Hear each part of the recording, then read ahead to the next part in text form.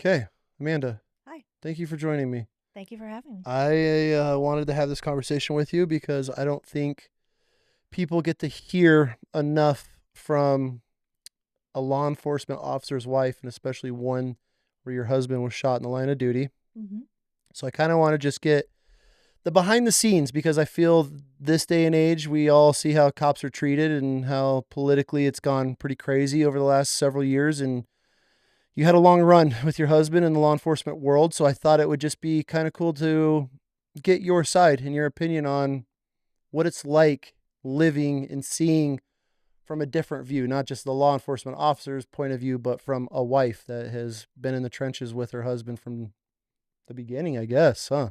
Yeah. Yeah. All right, let's jump into it. So, Sure. where are you from? I'm a military kid. You're a military brat, huh? Yep. So all over, I like to say. What branch were your parents in? Air Force. Air Force. So I was actually born on Dover Air Force Base when it had a functioning hospital. Okay. Doesn't anymore. And then we went to New Jersey, England, California. I say I grew up in Michigan, though, Got it. and then ended up back in Delaware going to school. Do you like being a military brat? I don't know any different. Okay. Yeah. I think there's benefits to it. There's downsides to it. For sure. You don't have those lifelong, elementary school friends. Who does, though? He does. Um, he grew up in the same two Yeah. miles his whole life. So, but it also taught me a lot of resiliency. You know what I mean?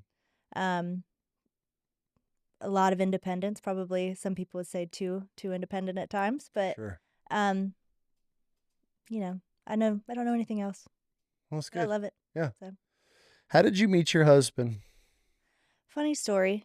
So in Delaware, while I was getting my master's at the time, and I worked at a domestic violence shelter, Oh, okay. and so the police had to bring the families to the shelter.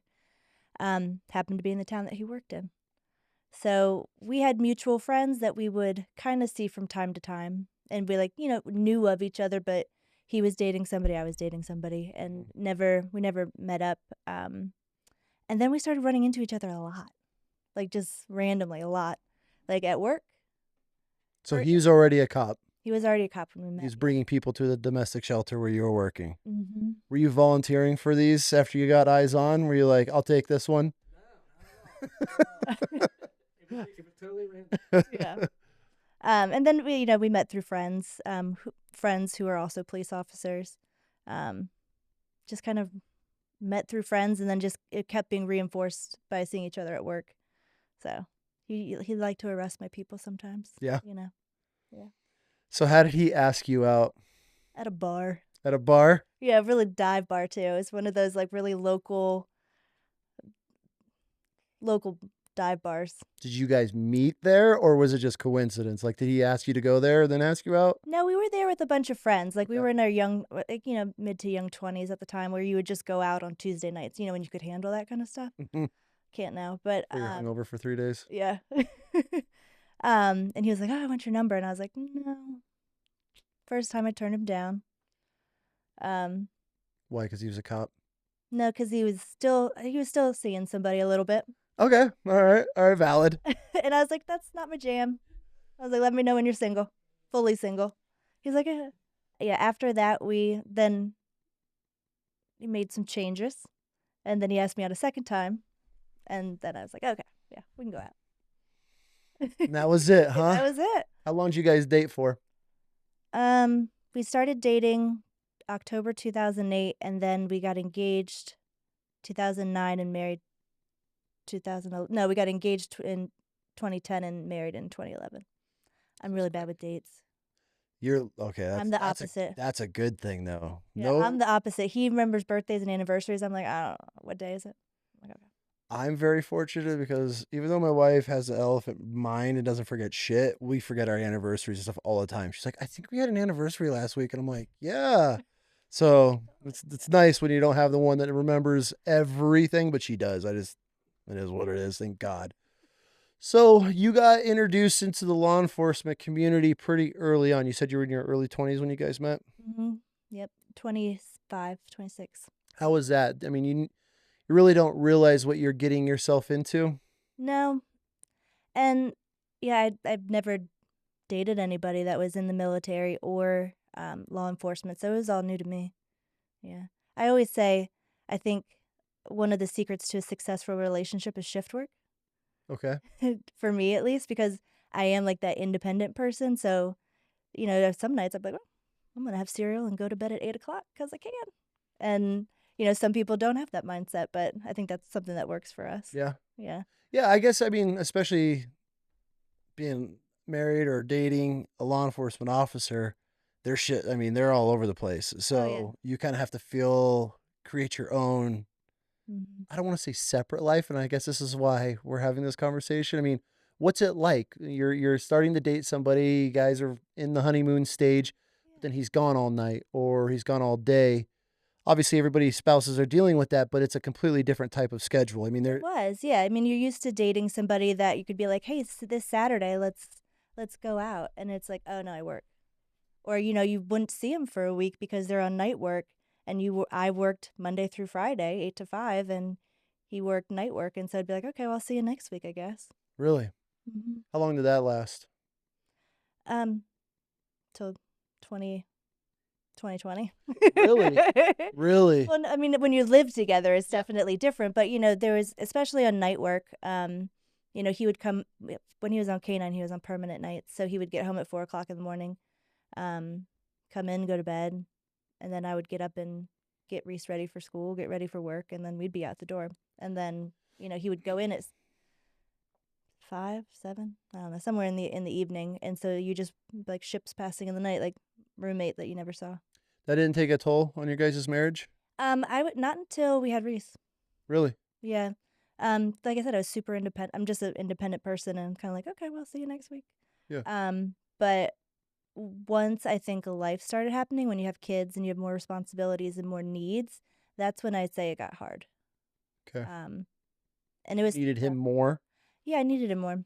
I would say there was, a couple nights in the middle of the night, I'd be calling, like he's at work, and I'd be like, I just need you to come home. Like, it's a rough night. I need you to come home. And he'd be like, roger that. Let me see what I can do. And sometimes he couldn't, sometimes he couldn't. And that's hard, Like if Yeah. there's not enough guys on shift, he couldn't leave. Yeah. Um, and just working, that can be tough sometimes. And I can see where it causes resentment. Yeah. Yeah. Did you see that a lot? I mean, were you close with a lot of like cop wives? Was it a close community or were you kind of just on your own? So I don't know how to say this without being offensive. This is a wild chaos show. You can offend whoever you want. Nobody listens I anyway. feel like there's different, cops marry there's a million different personalities out there. There's some folks that are like, I want to say Miss Police Wife, Okay. where like that's also your identity. For sure. Miss, they like have, their badge IDs. So TJ's was 5107. So people would be like, I'm Miss 5107, and I'm like, that's not me. Like that's what he does. That's not who he is. That's that's part of our life, but it's not our life. And so I had a tendency to gravitate, I think, towards more like-minded For people. sure. And so while, it was a big part of our life and it impacted our life in a lot of ways, it wasn't our entire life. Um, and so like the friends that I had that were police wives, they got it. They knew it, but I would say they probably thought more like I did than maybe some other folks. And um the friends that some of my I would say some of my best friends are police wives. Yeah. And it's kind of like that trauma bond. I hate to say that, but For that's what it sure. is. For Like, sure. That's a real thing. you know what I mean? Like, one of my best friends is the the wife of a task force officer that went through the shooting, and um you know, we we have a lot to relate to each other. He's still working, but So your best friend's husband was there the night that TJ got shot? he was the one that was on a separate assignment. Oh, okay, okay, Yeah, okay. but those ladies, I know I can call them anytime. That's Like cool. the like I'll call you any day, and you can call me any day. Um, and it that definitely has brought us all closer together. But I would say like my friends that are also law enforcement spouses, um, like I had a tendency to we would plan things together. Like on the weekends that they're on shift, be like, hey, you want to take because you had to get out of the house sometimes if they're working night work with a toddler doesn't always. Mm-hmm. When they're trying to sleep in the middle of the day and your kid's running around knocking everything over, you gotta be like, okay, we Okay. gotta get out of the house. So we would do a lot of stuff together. Like Got we it. would go to the, pumpkin patches on the weekends or go to their house if their husband was working and, mine was sleeping. So, Interesting. So mhm. you guys would just bounce and shift houses to let Mhm. husband sleep? Well, Essentially, I mean, yeah, I'd be like, hey, we gotta get out of the house today. Where do you want to go? What do you want to yeah. do?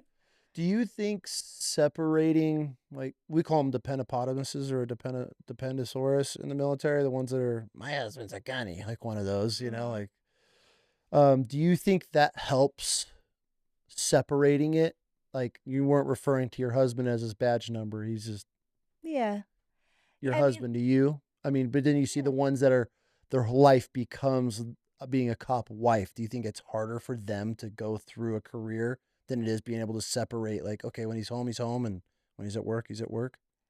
I don't know. I think so. I mean, I think I think I feel like some people get really wrapped up in it. For sure. You know what I mean? Like they have to know what's going on. They have to know, like, um, I feel like some people just get really wrapped up in it. Like I've had friends that have told me like they haven't been able to sleep at night every night their husband goes to work because they're so scared. And I'm like, well, I get that, but how are you going to survive? Yeah. Like you need to figure out how to survive too. It doesn't last forever. No, you can't be terrified at every call. Like you have to trust that they have the training, that they have the support. I would say like I always felt so safe when he had canine because I knew that dog was going to save his life. Like that dog was going to fight. When he was on, sounds silly now, but when he was on the Marshal's task force, I was like, oh, he's good. I was like, yeah, he's getting the worst of the worst, but he's also with the best of the best. So like that always gave me comfort. I didn't like when he was on patrol. I Yeah. didn't like it. Um, the shift work wasn't is hard as a family, but it's also the unknown of what he's responding to every day, which was hard, I think, for some of the wives. Yeah. How did you keep it? I don't want to say keep it together, but how did it work? How do you, because there's a lot of cops. Hmm. I mean, I feel like the divorce rate in military and law enforcement, everything is so high. Yeah. What was the secret to keeping your guys' marriage? And I know it's not every marriage is perfect, and you guys have, like Yeah. anybody else, have gone through your highs and lows. But what made it work for you guys, knowing that your husband's out there every day, shifts or you're crossing paths in the middle of the night? Like, what made it work? I think what made it work for us is that um, when he was home, Okay. and he helped. Um, do I still have to remind him to empty the dishwasher?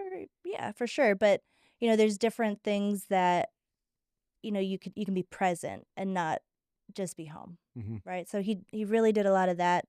We worked hard to make sure like when he was home on the weekend that we would take time for each other and not just be like roommates at that point. Yeah. Um, but I also think one thing for me is that you have to create, I don't want to say your own life, but you also have to create your support system for when he's not there.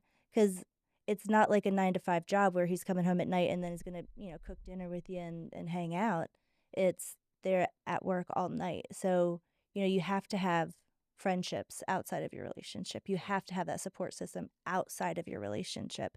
It is helpful to have like good friends um, that are I think, involved in the job because they get it. Like when you're having a rough day, Mm-hmm. like you can talk to them and understand it, not just like, God, why does he have to go to work every weekend? Like, well, because that's his job. Like What's a rough day? we don't get to pick that. Like What's a rough day? I mean, when when you're he's just stressed out and overwhelmed and, especially like as a mom with young kids, like you don't get to sit and relax. yeah, You know what I mean? So you're constantly, you work all day, come home, you're dealing with the kids all night, whether they're having a good day, bad day, running them to sports, helping them with school, cooking dinner, making sure everything is done. And the mental load of that for sure. is significant, right? And when But you women don't are the have a most incredible spouse, thing.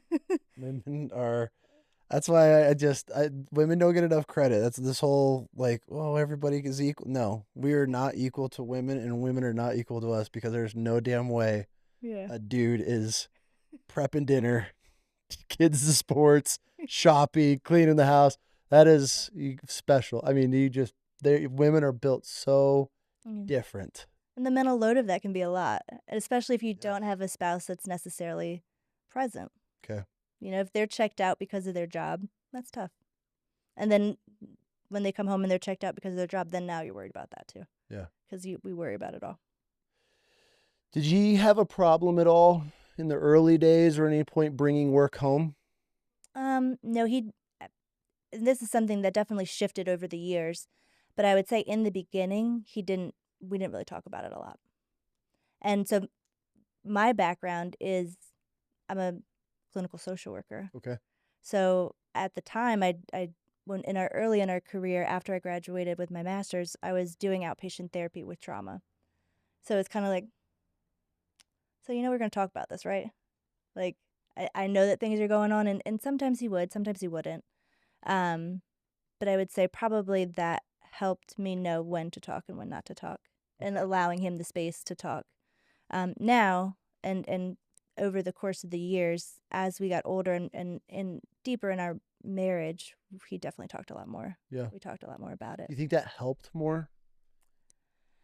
I'm talking pre-shooting. Do you think it helped him with relieving stress or anxiety, things like that? Is the communicating more about his work, or did you see a difference in how he was coming home when he was able to communicate it? Um, I think it I think it did help him, but more than not, it helped me. Okay. It helped me understand today, like, not to take it personal, right? Like, he's not in a bad mood because of something that happened at home. He's in a bad mood because he just saw a kid die.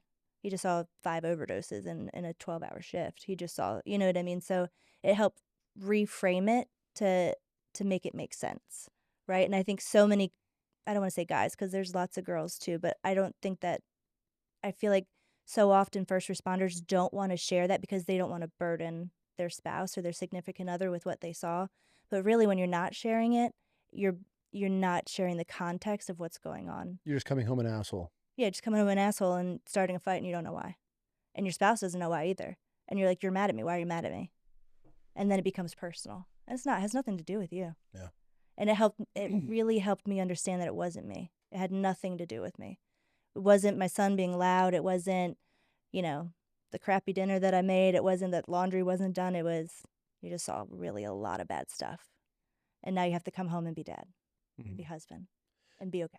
That's that's the craziest part. I think if I think about law enforcement officers at in everything that they do, the one thing I can't wrap my mind around is dealing with a whole entire shift and then coming home and putting a smile on your face and sitting home at dinner after you just Mm-hmm. zipped somebody up in a body bag or had to deal with a dead child or whatever it was.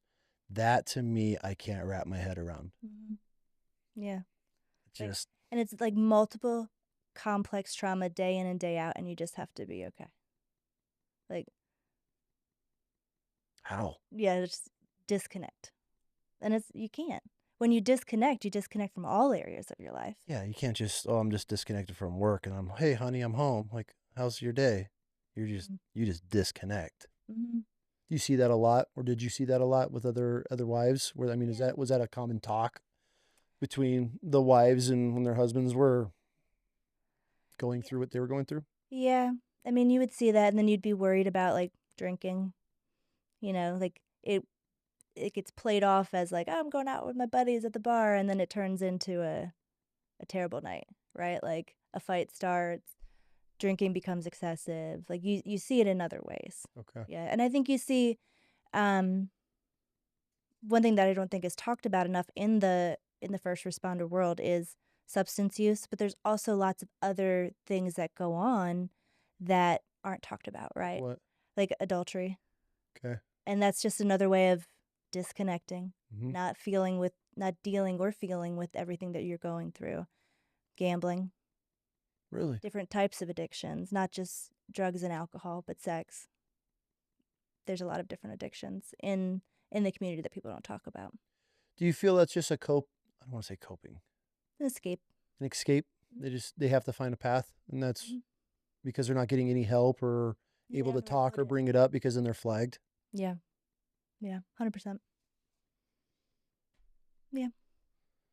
And honestly, like, we didn't know about resources until later on, like, way later on in the recovery. Like, just recently, I learned about a whole treatment facility that's like an hour and a half, 2 hours away from where we live that is just first responders. Really? Yeah, substance abuse, alcohol, any type of substance abuse and mental health, and it's first responder based. I knew nothing about it, and I work as a mental health clinician. Interesting. Yeah. Mhm.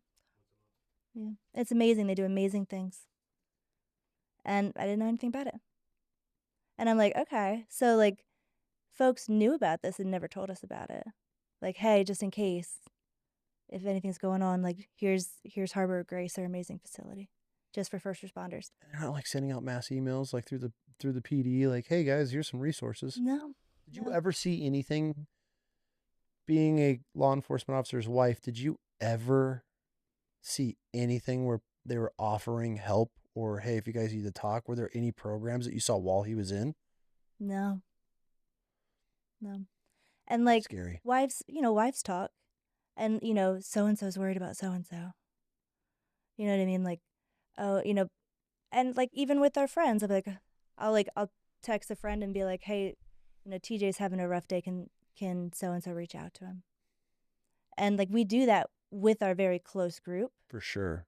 Um, I think people might be scared to do that when you're like actively on the job.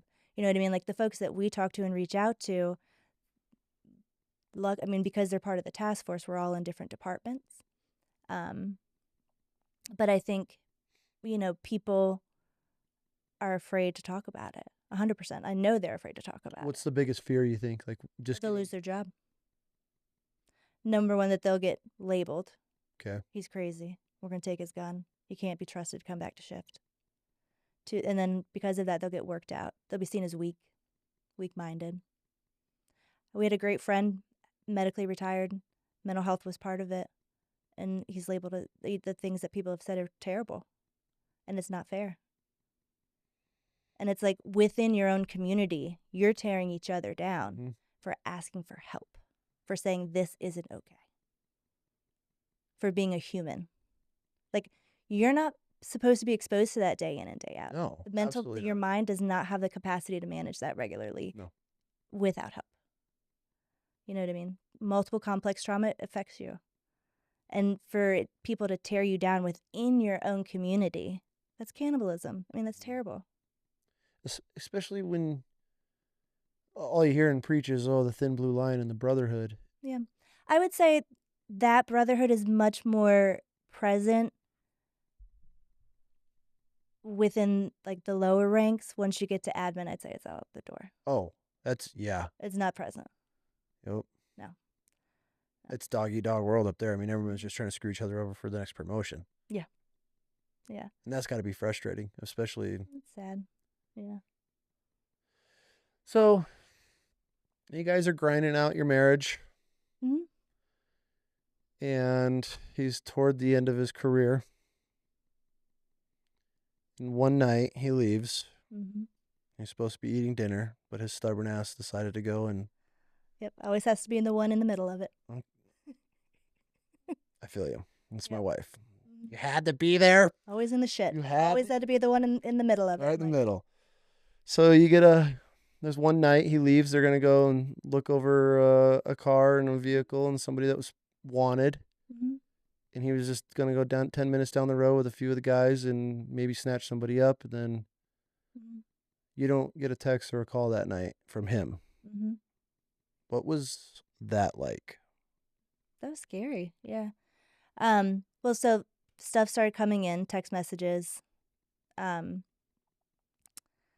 I would say part of it was like denial. It's like, oh, he's with the best guys. Like, stuff always happens, but he's with the best guys. I know it. Like, I'm like, yeah, it was a shooting. I'm sure there was a shooting. It's okay. Like, you keep like minimizing, until I got a call from a friend and she was like, what do you need? And I was like, "What? I need you to tell me what's going on. That's what I need." I was like, I don't know what's going on. Nobody's called me. Nobody said anything. She's like, "You don't know?" I'm like, "No, I don't know. I don't know anything." And this poor woman was 8 months pregnant at the time. I was like, I'm gonna send her into labor. And she was like, "Okay, well, TJ's been shot. He's at the hospital." I was like, "Our local hospital?" And she's like, "Yeah." I was like, "Okay." and that's all I knew. Really? Hmm. And then I got a call pretty soon after that from my friend Melissa, whose husband was academy with TJ, and she's like, "I'm coming to get you." I was like, you live a half hour away. You're not coming to get me." So we ended up, my dad ended up taking me, and that was really all I knew was he was shot in the face, and I knew that he was shot other places, but I didn't know the extent of his injuries. I just knew that's all I knew. Were you freaking out at this point, or were you pretty collected and like trying to process? I was well, because we were at home. Reese was home, so I was like, I told Reese, I said, "But Daddy got hurt at work. He's at the hospital. He's okay." Which unfortunately, I lied to him because I didn't really know. Yeah. Um, and I said, "So I got to go see him," and he's like, "Okay." And like I said, luckily we lived with my parents at the time, and so my dad drove me to the hospital. I don't think I lost it until I remember being in the car and just saying, "God, just give me this one chance. We'll get it right. Like, just don't take him." And then I got the call from Milford, and oh my God, Milford was the police department? yeah, I'm not usually one to lose it on people, but I lost my shit on them. What was that phone call? This is the first time the department's actually calling you. Uh huh. And this was, On the way to the hospital. so you've already gotten word. Mm-hmm. You've already gotten other people reaching out, not the department, letting you know that your husband's shot, and you still haven't got a phone call from the department Right. letting you know that your husband's been involved in a shooting. Right. Yeah. And when they finally call you, what did they say? Do you remember? I wish I could remember the words. The person that called me was he was a detective, and I wouldn't say we were particularly close with him. Not for any like no Yeah. bad reasons. It was just he wasn't like, on patrol, so he was never part of TJ's shift. Um, and he was like, "Hey, Amanda, it's so and so. I just want to call," and I don't even know if he got words out before I was like, "Fuck you!" Like, I had to find out through social media through a friend. You couldn't even call me. Like, how dare you? And I remember I lost it pretty bad on him, and he was like, "I know, I'm sorry. I'm at the hospital. I'll be here when you get here." And like the guy that, bless his heart, he was a champ. Yeah. He just took it. Took it on the chin. He was like, "I get it. I know. I'm sorry. I'm at the hospital. I'll meet you as soon as you get here." And he did. And he was great after that. But I unfortunately unleashed it on him. Yeah. That's where I would say that's when I lost it. So you get to the hospital. Yep. And it's COVID during this time. Mhm. Yeah. Did you even consider that they weren't going to let you see your husband, or? Didn't even cross my mind. So we got to like our local hospital. They let me back in the ER.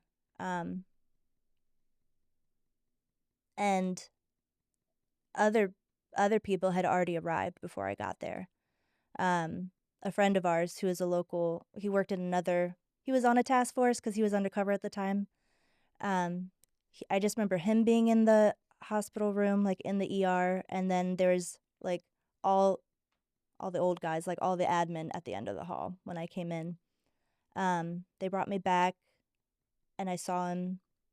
He was already knocked out, What was bandaged that up. like seeing him for the first time? Scary. Yeah. How Yeah. bad was it? He was shaking. At that point, the adrenaline dump happened, and so he was just shaking. And I remember asking the nurse, I was like, "Is he having seizures? Like, what's going on?" And they're like, "No, it's just the adrenaline dump. He's okay." The doctor, um, the trauma surgeon came in and talked to me, and so that kind of helped.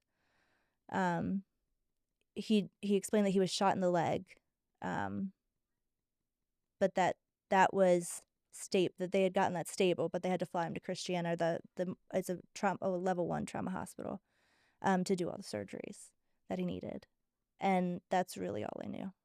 I didn't know his hands were broken until the second hospital because he was covered, like they had already had him on the board for the life flight by the time I got there. So they had him prepped and everything ready to roll. Mhm. When you got to the hospital and got off on that floor and saw all those admin guys standing down at the other end, was it awkward or did it feel welcoming? No, they were at the end. They were at the other end of the hall. They didn't come to me. None of them? One of the guys came to me. His name is Josh. He's a friend of ours. He was on a different task force. But I remember thinking, how did they get here? How did they get here before me? Like that was my thought. I was like, huh, there's a lot of people here. And you didn't even know until And I didn't. you were already on the way. And I lived 10 minutes away. They all lived at least a half hour away. Interesting. Yeah. Yeah. Yep. And then so and then I remember Josh came and just gave me a big hug, and that's when I broke down. But the nurses were great. They were amazing. They were amazing. So they prep them, Mhm. get them ready to go. How long did you get to spend? How much time did you get to spend with them? Gosh, I don't even know. It didn't feel like long. So I'm not really sure. I know it sounds crazy, but I don't remember a lot of it. I remember snippets. Yeah, I'm sure it I was. remember like snippets here, here, here. So they whisk him out of there and he gets life flighted to the next hospital. Mm-hmm. Did you go and meet him there? Yeah, so my dad had driven me to that hospital, our local hospital, and then the police department drove me up in one of their cars with, um, and then they also drove TJ's parents up from their home in Milford up to the hospital. What was that ride like? It was quiet. Like the two detectives that were driving me up, you could tell they didn't really know what to say. I was making phone calls. My friend met me at the hospital in Christiana. She was calling me, checking in. We were just like, it was just like touching base with everybody on the way up. By this point, you're probably just overwhelmed by people reaching out and going crazy. Yeah. Did that hurt the situation or help? I mean, is it just too much at this point? Like, leave me the fuck alone. I'm trying to process my husband being shot. Well, I did text my sister and I said, if anyone has questions, can you have them ask you? I'll Okay. talk to you.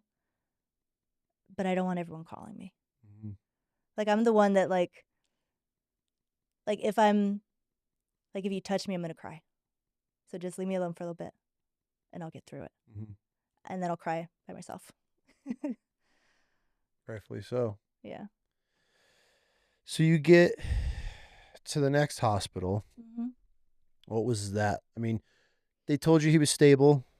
Are you still Critical but stable. okay? So you weren't out of the right. You're not in the clear yet. There's still a lot of concern. It's not, hey, he got shot in the shoulder and he'll be up and running, no problem. I mean, they're life flighting him, which is a big red flag. Mm-hmm. So, I mean, you get there. Yeah. Same thing. I mean, are you just waiting to stand by? Did they let you come right in? So yes. So there they let me come right in. They brought us up to. He was in the ICU. And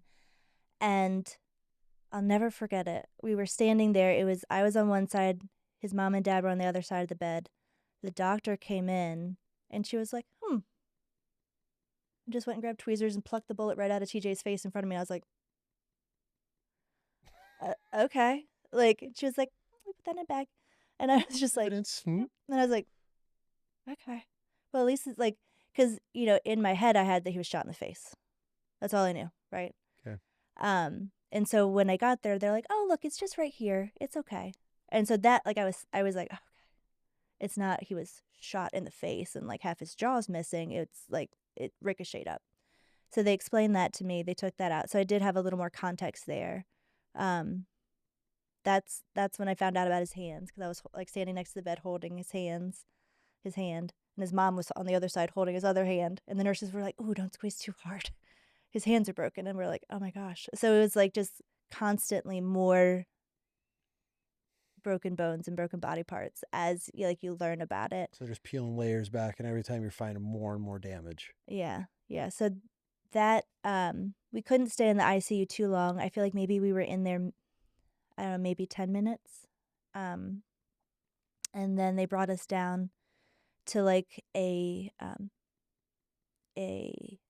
I think it was like a staff break room maybe. Okay. On on like the other side of the hospital. It was COVID, so we couldn't really be in a lot of places. And there was a lot of us.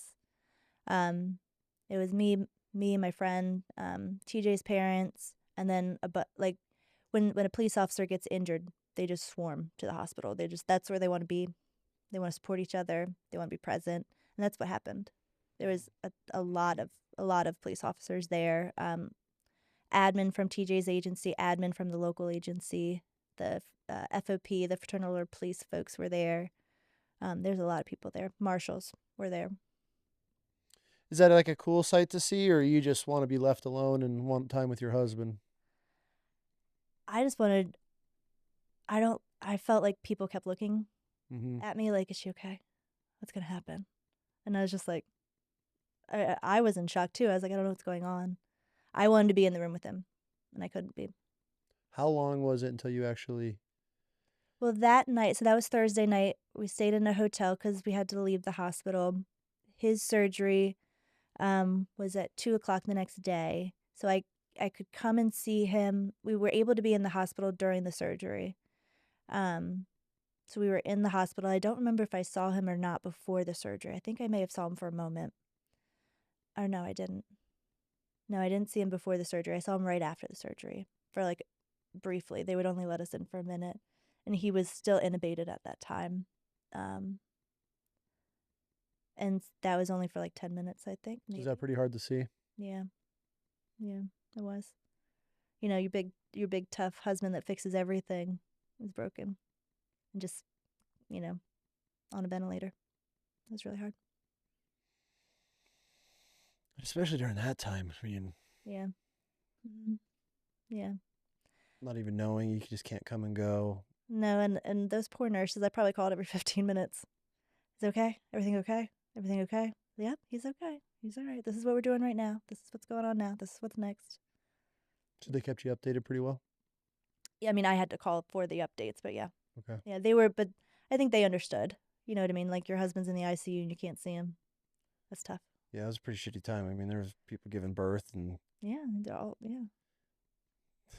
it's And like wild time. the president of the hospital, she stood her ground for. She had a lot of pressure on her, and she stood her ground. Yeah. Um, By not allowing you to come in. yeah, and I get it. I mean, for me, it was personal. For her, it wasn't. She was following protocol. But yeah, we had a lot of people trying to pull strings for us. Yeah. They were gonna dress me up in a Marshall's vest and 511s and sneak me in. Put some boots on you and a Yeah, hat and yeah, walk you right in like you own the place. yeah. Like we're just gonna make her a Marshal for the day, and here you go. Yeah. Yeah, Hey, at least they came. They were they were thinking outside the box on that one. I could respect that. Luckily, we didn't have to do that. Yeah. So it was about a week before you were actually able to see him again. Mhm. That's how long was that torture? That was so hard. So we had we would FaceTime on other people's phones, because his phone was um in his car, which was in evidence for a while. So he didn't get his phone until I don't know how many days later. But so we would FaceTime on other people's phones, which was, tough. But that was it. That was So tough. you get the call that he gets to come home, Mhm. or at least you get to see him, right? I got to go up the day. I got to go up the day before he got released. What was that like seeing him after a week? And I was nervous. were you? Yeah. Why? Like, what are you walking into? Okay. You know what I mean? Like, I could talk to him a little bit on the phone, but what are we gonna see? What's gonna happen? But it was great. Yeah. Yeah. I just wanted to crawl in bed with him and just lay there, I bet. and I did for a little bit. Yeah. I'm sure the nurses were like awkward, but yeah, I just wanted to get as close to him as I could. Mm-hmm. Yeah. So he gets to come home, Mhm. which starts physical therapy, Mhm. which is not an easy thing to do, especially after taking one in the hip and all Yeah. over everywhere else. What was it like watching him have to go through that? It was hard to watch him struggle. Yeah. It was a lot of pain, and he's not one to ever say that he hurts um, oh, it's just a little bit of pain. It's fine. But you could see it on his face on the days that was really bad. Yeah. And he's, won't take pain medication, won't, and so it's hard to see him struggle. Yeah.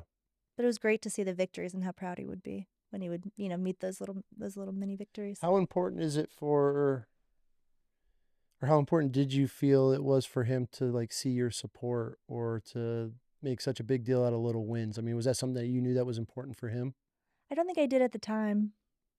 Um, I'm like an annoying, I don't know. I think that's just part of who we are. You know what I mean? That's just, we're like, oh, it's amazing. Mm-hmm. I don't think at the time I knew how important it was. I do now. And looking back, like, I wish I would do a lot of things differently now because I was still trying to work and I was still trying to do different things. But I think now going to Harbor of Grace, talking to other law enforcement families that have been through traumatic events, like, I now know how important it is to have that spousal support and what happens when you don't have it. So there's no one reaching out like, hey, this is like the next steps of your husband going through a shooting, and these are things to expect, or these are how you should be supporting or backing him. Like, No, so is there any I of had that? somebody calling me. He didn't have somebody calling him. I had victim support group, like a Okay. big well, it's through the state police. It's the victim advocate. Okay. So we were listed as victims um in a crime. Mm-hmm. And so we had the victim advocate calling us every so often. I don't remember how often they checked in, but they would ask like, "Hey, do you need anything you want to do? Like, is there anything that we can help you with?" And I'm like, "No." Um, and that's a service through the state. Okay. Yeah, I think I don't remember. I think initially the victim advocate met with me initially in the hospital, and I was like, I don't even know what we need. You know what I mean? Like, this just happened. Mm-hmm. And at the time, I didn't see myself as a victim of it. But I don't, I was like, oh, it just happened as a result of his job. So, but it was offered. They did call every so often. Um, Eventually, I was like, you don't need to call me anymore. I I'm think I good. got it from here. Yeah. What was the hardest part of your husband being shot, through the recovery, through the hospital, through the surgery? What was the hardest part for you? um, just making sure that my son was okay. Yeah. Like, I was worried about two things. One, working in the trauma field, I know what happens Mm-hmm. to folks that don't manage it well, Okay. right?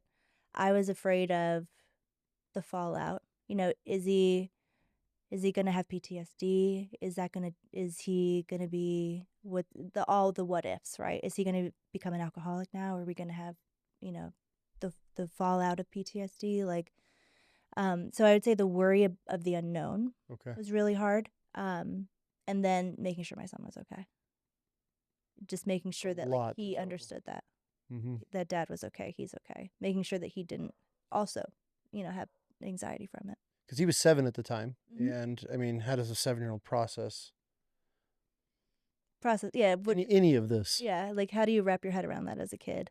And now you are mom, your wife, you're dealing with a husband that's in full recovery.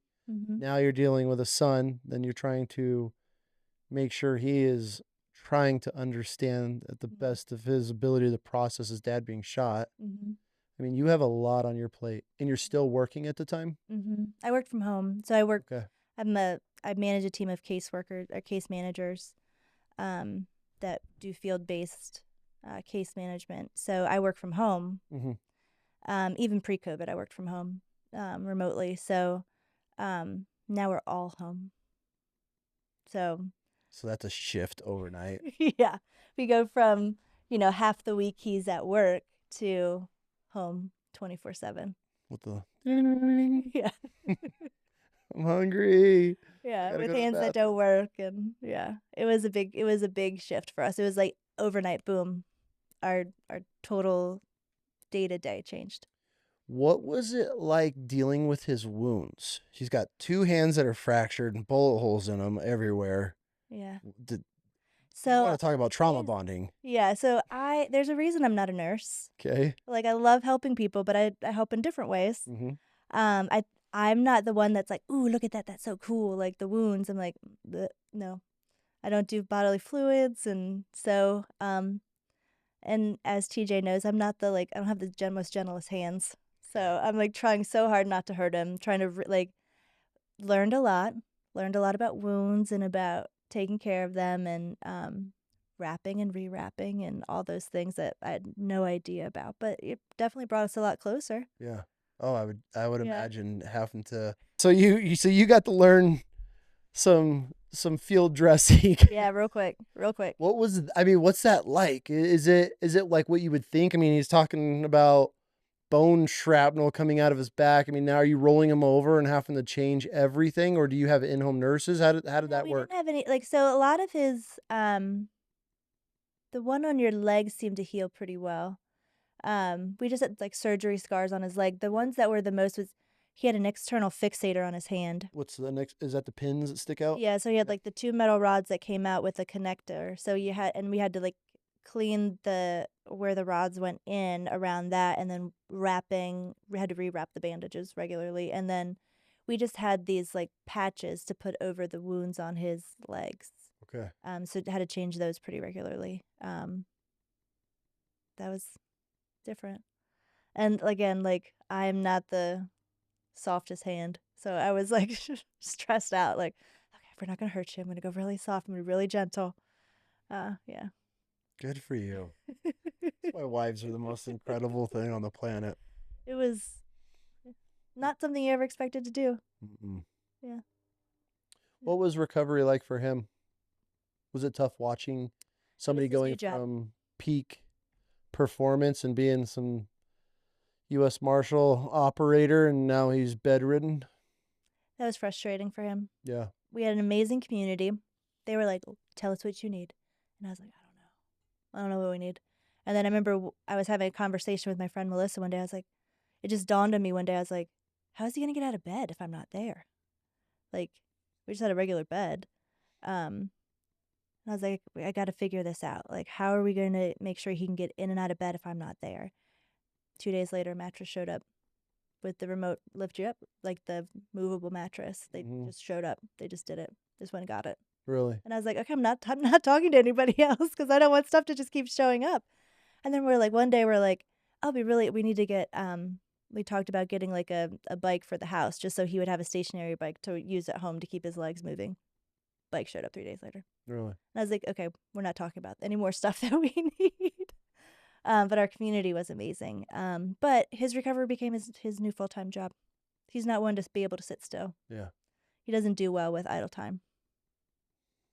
No. No. Idle time is trouble time. Yeah. Yeah. So and he's so like, he wanted to do it himself. So he was like, how am I going to figure out how to do this myself? He got special silverware so that he could feed himself, use his hands. Really? Yeah, the next challenge was his next job. And he would shoo me away a lot of times. Like, I'm going to do this. I'm going to figure it out. Was that frustrating for you? Yes. Yeah, I was like, let me just do it. Let me just fix it. And he's like, no, I'll do it. And and sometimes he failed and that was hard to watch. Yeah. But he was like, I'm going to figure this out. So, yeah. It's hard to sit by and just be like, okay, let me know when you need me. Yeah. Listen out for thuds. You okay? Yeah, All what right was up that? there? Yeah, we've broken a lot of plates, dropped a lot of glasses. Yeah. Was that the hardest recovery you think for him? Was his hands? I think the most painful recovery was his leg, but the longest and hardest is the hands. Yeah. Yeah. Yeah. 'Cause you're learning everything all over again. Mm-hmm. Yeah. What did this? I mean, what toll did this take on you? I didn't at the time. I was like, pedal to the metal. We're gonna figure this out. And then I realized like a year later, the first year was just survival. Like we're going to the next appointment, we're doing the next surgery, doing the next thing. And then I realized a year later, I was kind of being crappy to people, and not necessarily in my, well, I don't want to say not necessarily in my personal life because there's definitely the safest people closest to you are the safest, so you be crappy to them and you don't even really realize it. But I think I was being crappy at work. Okay. And I was kind of like, what is going on? I wasn't taking care of myself. I was so focused on TJ. Um, I was, I had gained probably like 20 pounds in the year. I wasn't like as dialed in on my fitness. I wasn't as dialed in on my nutrition. Like, and then one day I was like, man, I am kind of being an asshole right now. Like, I'm not taking care of myself. I'm being really short tempered. Mm-hmm. I was like, I gotta fix that. Like, that's not okay. And then I started, and that's because I was like, I can't be the priority right now. Like, I felt like everything had to be focused on TJ's recovery, and that was on me. That wasn't anybody else. Yeah. Um, But that's a sacrifice that, and I'm sure he would have done the same thing for you. 100%, Roles are 100%. reversed, but it takes a toll Yeah, and it did. over a while. I mean, probably lifting them and moving them and you can't go away for an hour or two to go work out I mean, I'm sure you had zero alone time for quite a while because you just had to be there. I'm sure going to the grocery store was probably nerve-wracking because he's laying in bed with bandages on him and Yeah. you don't know what's going to happen, and his stubborn ass is going to try to get out of Yep. bed and fall or something. So, Yep. well, I already know all this because my wife has to deal with all of this Yep. shit with me. 100%. So, not going Yeah. to get up, are you? No. Come back and lay on the Yeah. floor. You're like, hey, so I tried. I'm sorry. I tried. yeah, yeah. Yeah, so then that I started making changes again. I was like, okay, I need to get back to going back to like my regular exercises, taking care of myself again. And this was like a Setting year limits. into Yeah, his it was recovery. probably more like a year and a half, I think, Okay. before I like really recognized it. Okay. Um, and I was just like, I'm just not happy with who I'm being right now. Um, so I had to like really look at myself and be like, you're the one being the asshole. It's not anybody else. Like, you need to figure it out. Yeah. Um, so I think it took me a little while, but we got there. Yeah, took me a little while. Um, just talking to friends and you know, being more open with TJ, like, I need to go to the gym. I can't put this because for me again, like fitness is my mental health. Like that's how I manage stress, that's how I manage anxiety. I'm a better, nicer, happier person For sure. when I work out and I eat right. I think everybody is. Yeah. Crazy how that works, Isn't that funny? You take care of your body and your mind feels better? Yeah, Yeah. get rest, eat Yeah. good food, and exercise, and I feel amazing. It's Yeah. crazy. Yeah. Yeah. Mhm. Damn, good for you though. There's a lot of wives that don't stick around through that phase. Well, I think a lot of it is that they just also don't know how to manage all the stress that comes with it, and sometimes it's easier to leave than to fight. But, TJ, as stubborn as he is, unfortunately married someone that's also very stubborn. I would So not want to be in your house during an argument. There's no budge either side, huh? yeah, and I'm like, the only way through, you know, to it is through it. So, Yep. I mean, and honestly, that never crossed my mind. I mean, you've been when I say cop wife, involved in the Hmm. law enforcement world for a long time. Where do you see a lot of these guys struggling? I the where I think a lot of it is, um, there isn't a separation between work life and home life. Okay. Um, I feel like they get caught up in a lot of shift stuff. What I see is relationship problems, like not managing the stress well at work, and it comes home and it gets presented in a different way. Mm-hmm. Um, and I think what I've seen is where, in terms of relationships that don't make it, twofold, um, there's that mentality of hard and fast all the time. And it's like hard and fast at work, hard and fast at home. And it can't be. And you can't be. No. And it's like you're going out drinking, hanging out with people, doing things that you shouldn't be doing. Because hard and fast at work, hard and fast at home, and you don't know how to turn it off. And bad decisions get made. Both ends. And, I think sometimes spouses get wrapped up into some of that hard and fast life too. Oh, so If your normal is going out with your shift after work to drink and your spouse comes along, that now becomes their normal too. okay. They Or get your sucked into significant it. other, not your spouse, but significant other. I've seen a lot of that happen. Interesting. And then also just, I think, not being prepared for the life. It's one thing when you're single. And I don't want to say single, when you don't have kids. Mm-hmm. Changes totally when you have kids. Because where you just had to worry about yourself, and it wasn't a big deal when your spouse wasn't home to help out with things, because it's like, whatever, What I would say, it shifts when you have kids, and there has to be more education and talking about it before it happens. Like, um, one thing that I know, like, talking to other wives about, is we wish there was an FTO for wives, for What's TO? spouses. FTO, like a Oh, field training. okay. Like, this is what you're gonna expect. Like, training the Uh, significant other of, okay. this is how life is gonna be. And there's none of that in the law enforcement community? Not that I've seen. I don't know if other I've never departments heard of do it. it. I don't know if other people do it. Um, I've never thought of that, how they should have FTOs for the spouses. mhm. 'Cause you're married into the world. And it's Mhm. not like I don't care how two different lives you want to live. If you're living under the roof of a law enforcement officer, it is now Yeah, part of your life too. yeah. I would love to see almost like a mentorship program, like a wife or a spouse of a superior officer, high, someone that's been in the life for a long time, kind of take somebody under their wing and say, these are the struggles that I've had, these are the struggles that we've had, this is how we've worked through it. So there's at least, I don't want to say warning, but an understanding of going into it that, you're going to have to do some work to have a successful marriage. It's hard. It's a Hmm. hard life. Just like, with military, they have, like, if your spouse is going to deploy for a year or longer, 6 months, 3 months, however it is, like, there's a community there that talks about it and Yeah, we have a supports them while you're key gone. wives. I think they used to call them. I don't know if it's a thing anymore, but you'd have a key wife, Like which your is first sergeant, yeah, it's their your family is now your exactly. family. Yeah, We don't have that. And I think we should.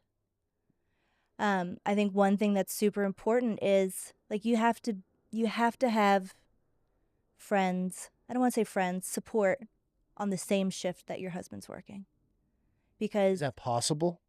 um I mean, can't the shifts rotate they constantly? rotate Okay. yearly, I would say. Oh, okay.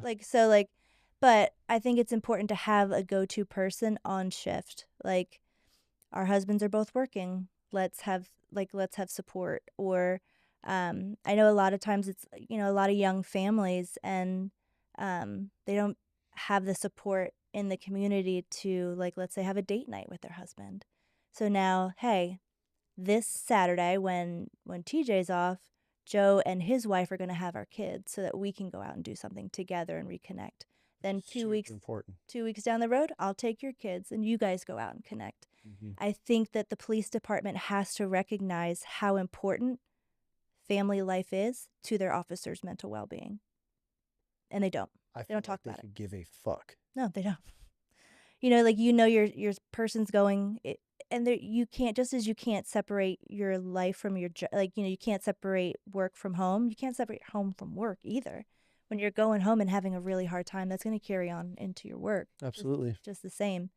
So I think that there has to be a little more understanding and a balance, that you have to holistically look at your officer is just not a workhorse. Hmm. It's just not someone to come and do a job and go Not just a home. number. Yeah. There's a whole person there, and we have to identify that the healthier they are physically, emotionally, mentally, the better people they'll be and the better officers they'll be. Well, yeah, you have a cop.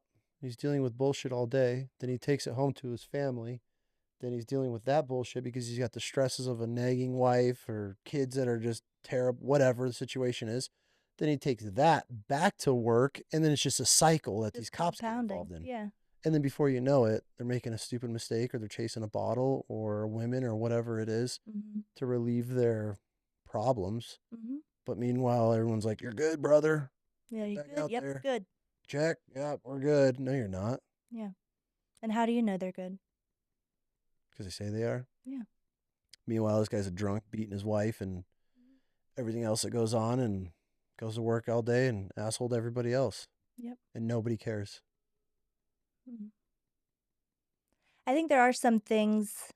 I think I'm praying, hoping and praying that we may see a pendulum shift when it comes to mental health. I would like to believe that. I know there's um some apps that are being created that are a little more, I don't want to say anonymous in terms of mental health because you can't ever fully be anonymous legally.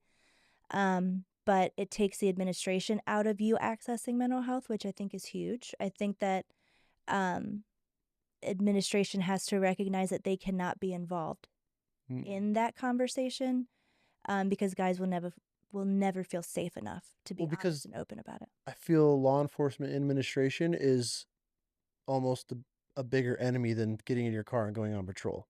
Yeah. To me, and hearing the stories, I feel I'd be more scared of dealing with the admin that are internal affairs Mm-hmm. than going out on the street and dealing with my normal beat that I'd have to drive every day. Like that's what would worry me. Mm-hmm. I feel a lot of guys would probably feel the same way because you just breathe in the wrong direction, say one wrong word, and you're hung out to dry. Mm-hmm. Yeah. Then you put that on top of everything else these guys are dealing with. The knowing that you're going to work, and if you make the slightest mistake, your bosses are going to fry you. Yeah. And that stress, dealing with domestic bullshit all day, Yeah. going home to an unhappy family because of all that crap, and then it's just a vicious Yeah. cycle that never ends. Yeah. How do we break that? That's a good question. I think we have to be willing to, I think that we have to we have to look at a person as a whole person Mm-hmm. and just have the blanket understanding that first responders are exposed to chronic trauma every day. Every day. It's a workplace hazard, and we have to treat it as a workplace hazard. You know what I mean? Like X-ray techs, they get checked regularly, probably, right? Because of the exposure, right? If you have chronic exposure to something, we have to see it as a workplace hazard and not an inherent problem of that person, right? Mm-hmm. This is baseline normal. Chronic exposure to trauma, that's baseline normal. We can't treat you like a leper because now you're responding like a human to a trauma that you've experienced on a daily basis. And that they could be reacting to trauma that they faced 2-3 years ago. Yeah, it comes up in a different way. Could be just catching up to them Mm-hmm. because they weren't ever able to process it, or they had to immediately go to another call and never Mm-hmm. gave what they just saw or the shooting they're involved, whatever it was. They never were able to process that till maybe they get home. Right. And if they have a great support system, maybe that helps. Yeah. I mean, how many cops out there go home to incredible wives that are going to be there and support them? I mean, you hear the stories all day, every day. Sure. Trouble at home. I mean, it just comes with nature of the beast of being a cop, I feel like. Yeah. Yeah. And then I also think we have to, as like, so, I also see like being able, in order to, like, we have to talk about it amongst ourselves that it's normal and okay. Like, I think we within the community, not only are we going to treat this as like a baseline a base hazard, this is just part of the job. I think we also have to talk about it with each other to say like, yeah, just that really, like, that call really hurt. That call really bothered me, and it's going to take me a minute to talk through it and work through it, and not within the community tear each other down because of it. So I think it has to come bottom down, top up. I think admin has to start seeing it as just this part of the job, and we're going to treat it like any type of exposure on like regular treatment.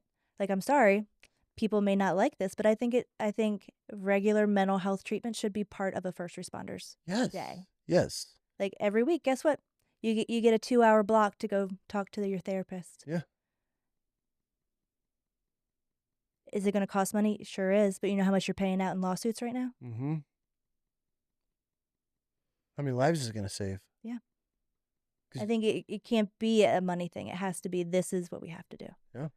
And then, bottom up, we have to support each other in getting treatment and not say that it's a terrible thing. Not see them as weak-minded or that, they just can't take it.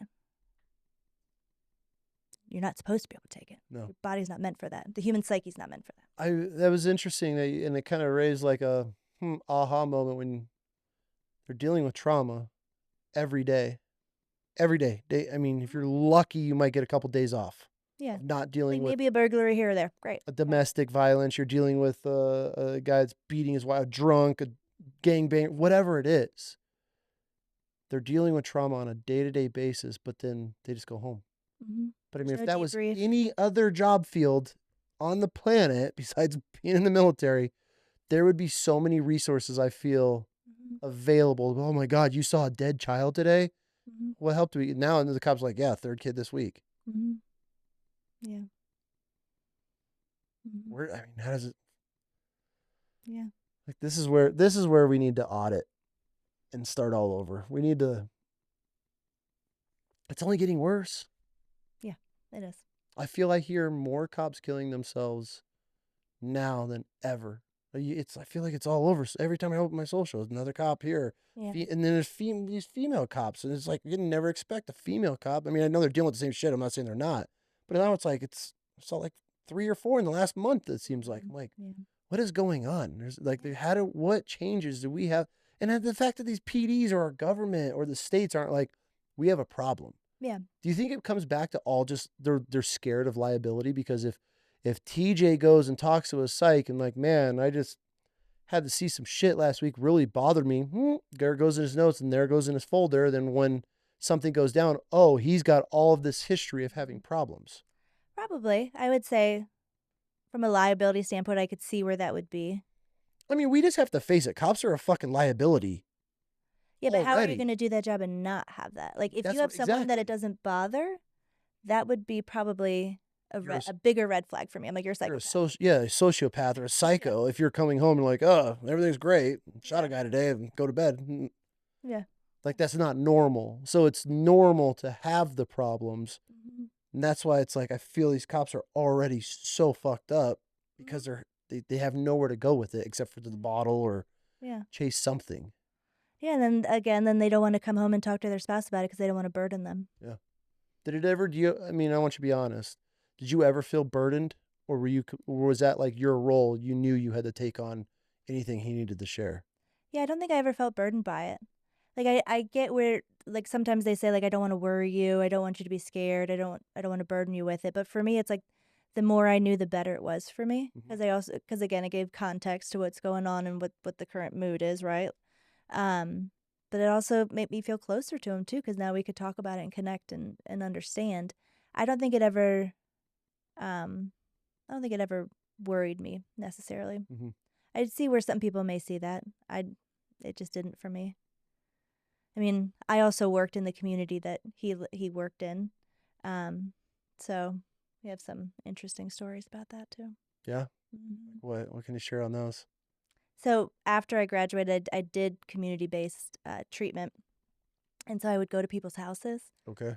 And part of my territory was our community, and it was when he was in drugs, um, and I work for Medicaid, so I'm not going to the really nice side of town most of the time, to see my clients. And so there's one client I was going to, and I was walking up to her house, and I get a phone call. It's TJ, and I'm like, hey. He's like, what are you doing? Yeah, I'm at work, about to go into a visit. He's like, I know. What are you doing? And I'm like, where are you? He's like, I'm doing surveillance on the house you're about to walk into. No. And I was like, he was like, let me know the layout. Bye. Yeah, he was an informant, huh? Well, it was the Client woman's house. It was the confidentiality. woman's house was my client. It was her son that was like dealing drugs out of the back that I didn't know about. But No shit. he was like, That give me is the layout. Bye. hilarious. Don't touch anything. Don't leave your fingerprints on anything. Well, they thought he might be cooking meth in the back of the house. He's like, so if you see any bottles, leave. I'm like, okay. That's hilarious. Random stuff like that. Or I'd be sitting in someone's house and I'd see his drug car ride by, and I'm like, but small town. Always unfortunately. creeping. Always, I would have, yeah, 100%. He'd be like, where are you going today? I'm like, oh, I'm going to this apartment complex. And he's like, what time's your visit? 10. He's like, okay. See his car coming by. I may or may not be in the area. Yeah. That's pretty nice, though. I mean, you got him on standby. You just have a little panic button and the door kicks in 2 seconds later. Yeah, some houses I didn't tell him I went to till afterwards because I knew I would get an earful. But Oh, really? What was that like going into people's houses that are obviously Just See, I never felt unsafe. Like, I was the social worker that was coming to bring services. You know what I yeah. mean? Like, more often than not, they wanted me there, they needed me there, so, You're bringing I like, wanted to say narcotics, but oh, no, so I would bring, like, I would put services in place, like, if they needed, like, a home health aide to come in, okay. I would assess, like, how many hours they would get for a home health aide or, um, connect them to different resources that would be, like, free food, meals, emergency buttons, So you're dealing with a lot of below poverty type. yeah, How what is that like dealing with I mean, is it you're dealing with people that are just have nothing. that's sad. Is it sad? Yeah, I think it gives you a different perspective on life, like, Sure. not everything everyone's normal is very different. Mhm. What I think is normal is not normal to somebody else. What somebody else thinks is normal is not normal to me. Mhm. And it's not right or wrong, it's just different. For sure. And so just helping people and educating people um to that is like, okay, you have these resources. We can do this for you. And some people just don't even know that that resource is available or that you know you don't have to make that choice. There's other things that you can do.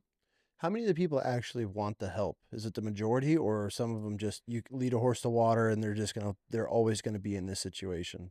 I would like for the population I work with, like I work with the chronically physically like physical illnesses and mental illness.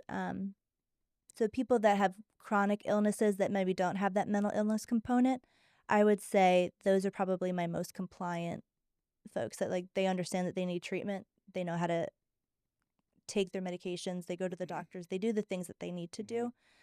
When you add mental illness in there, that's when you see compliance go down.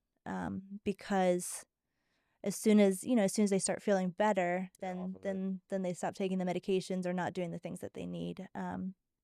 So I would say it's probably like 75%, I think, really um, are welcoming the services. 25% are just checking the box. Yeah. So What was the most rewarding part of watching your husband build a career in the law enforcement world to you? mm.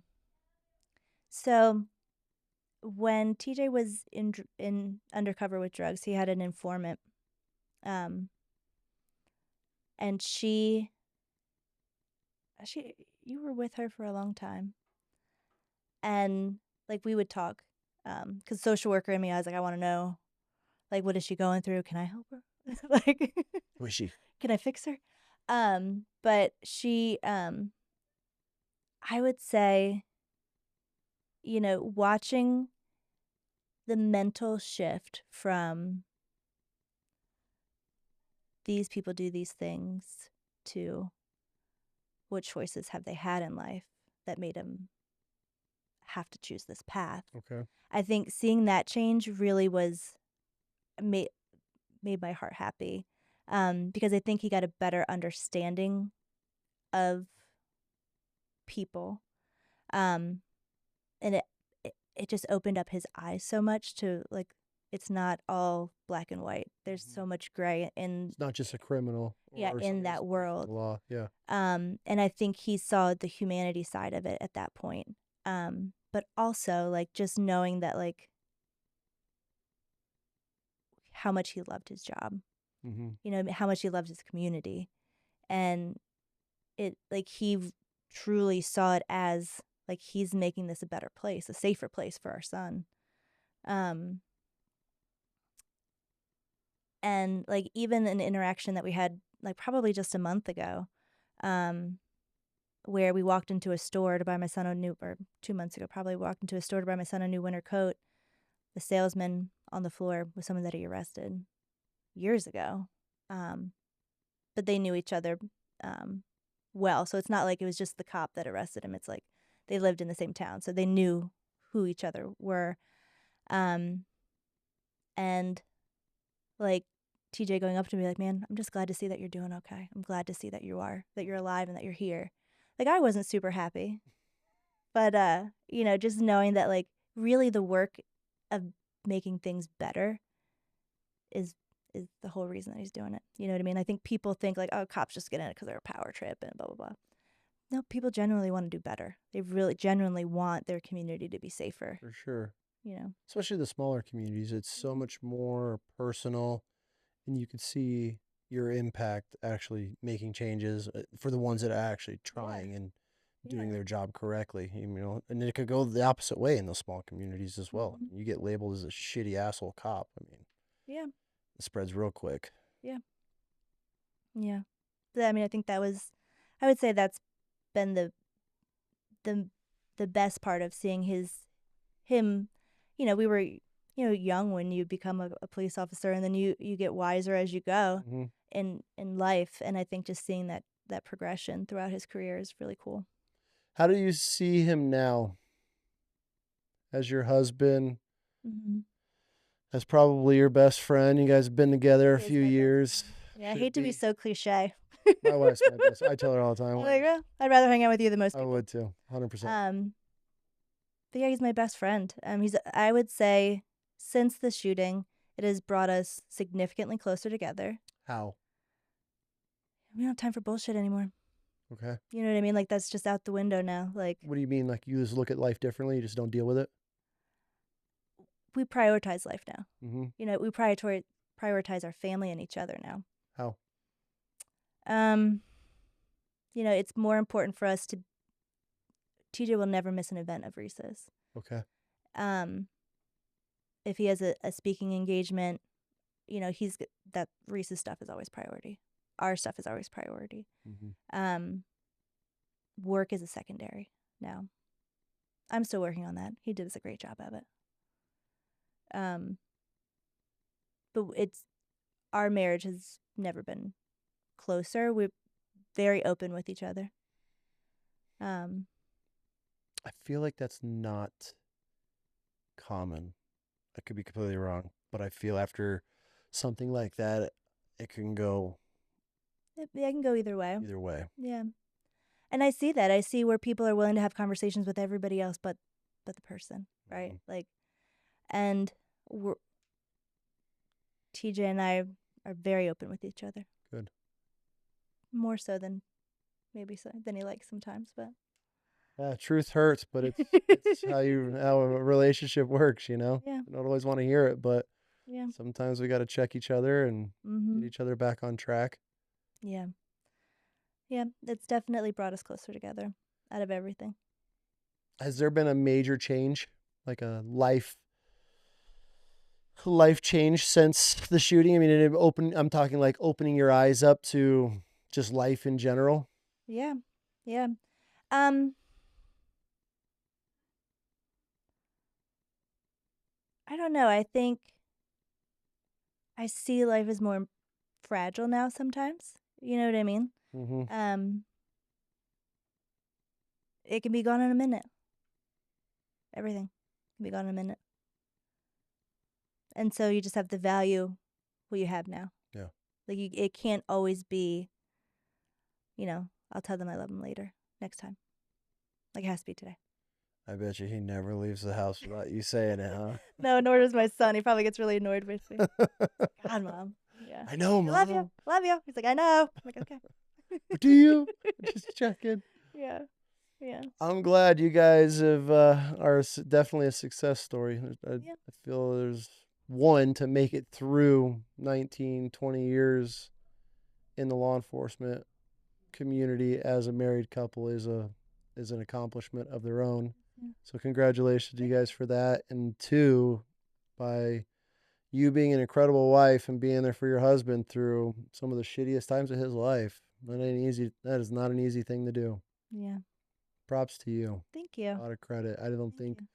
wives, and especially military wives, law enforcement wives, first responders, they do not get the credit that they deserve by holding down the fort, putting kids off to school, making sure dinner's ready, the house is picked up, and functioning because Yeah. God knows we can't function a house on our own. At least I can't. Yeah, it's a pretty The incredible mental thing to load is a see. lot. That's why I wanted to talk to you today, because there's when you get into the when you feel that you have an incredible wife, and then you see other wives, and and you hear their stories, and to be able to go through everything you guys did and come out on top. Yeah. I don't feel like it's a very common thing. And I would love to see more wives supporting each other, being that support for each other. I would love to see seasoned, I don't want to say seasoned wives, but wives that have been in the field with their spouse for a while in first responder world, take that role as, nurturing the younger generation. I hate to say that because I'm no longer the younger generation, but Welcome to the I think that we do a disservice to each other, and we need to do better. Yeah. Yeah. Such a weird, fragile community. Mm-hmm. Cannibalistic community. Mm-hmm. You can It's be. like, I think we got to rechange everything. It's almost like we got to swipe it and start over. Yeah. From the bottom up. Mm-hmm. But Yeah. where do we I start think on it just that? needs to be, mental health just needs to be the norm. Like, it needs to be part of your shift, part of your work, part of your week, whatever it is. Yeah. It just makes sense. Yeah. And I see it all the time. And I probably say it almost every episode, like, make it make sense. Mm-hmm. It's like, how are we not giving that help? Like, make that make sense, how these guys are going through and girls going through all what they go through every day, and nobody's. Yeah. Well, you guys got an organization now. Maybe that's a new program you're going to add on to it. Okay, I got one last question for you. Sure. If there was one message that you want to leave for your husband, what would it be?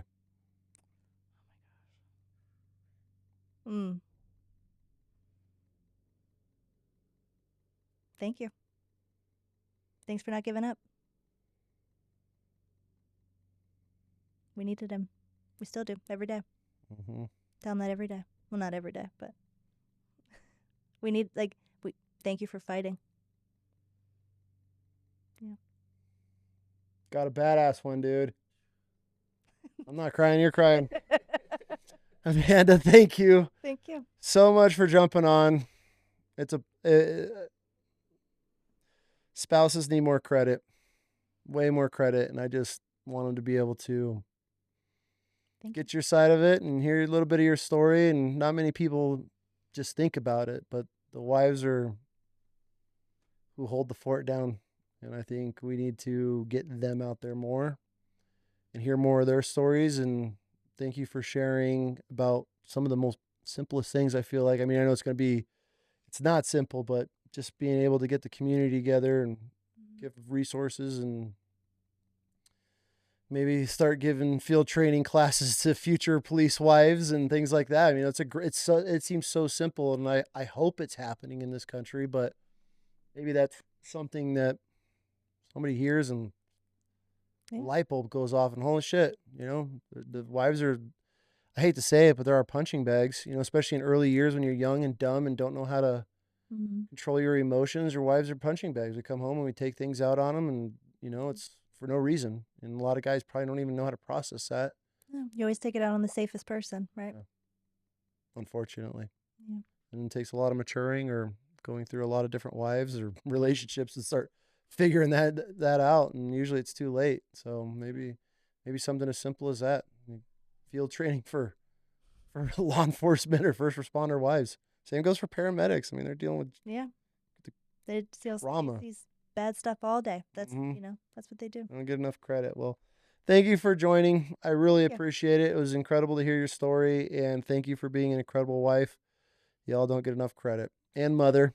And so, thank you. Appreciate your time. Thanks.